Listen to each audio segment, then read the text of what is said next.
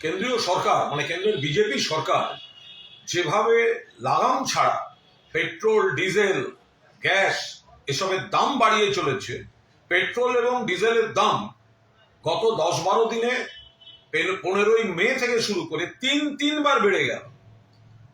2014 থেকে তো আর যুদ্ধ চলছিল না, এখন কিছু বললেই বলছে যুদ্ধ পরিস্থিতি।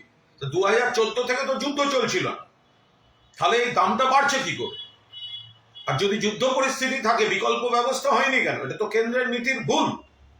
পেট্রোল ডিজেলের দাম বাড়ার অর্থ শুধু যিনি গাড়ি চড়ছেন তার নয়, বাজারে আগুন, পরিবহনের সমস্যা, অটোর ভাই বন্ধুরা তাদের যে গ্যাসের দাম বাড়িয়েছে, যাত্রীদের পকেটে চাপ পড়ছে, যাতায়াতে সর্বনাশ হচ্ছে, পরিবহনে খরচা বাড়ছে, বাজারে সবজি থেকে আরম্ভ করে যা যা আপনি কিনছেন, পরিবহনের খরচা বাড়লে বাজারের দাম বাড়ছে।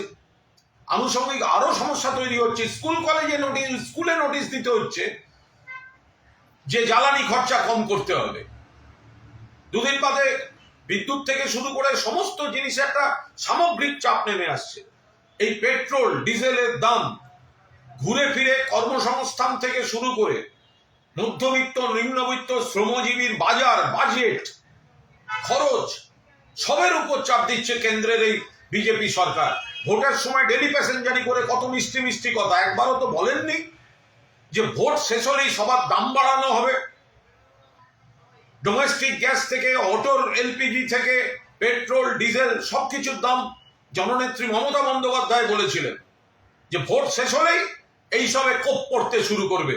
ভোটের আগে যারা এসেছিলেন তারা তো মানুষকে বিভ্রান্ত করে গেলেন, তারপরে এখন তারা মানুষের উপর চাপ বাড়িয়ে দিচ্ছেন।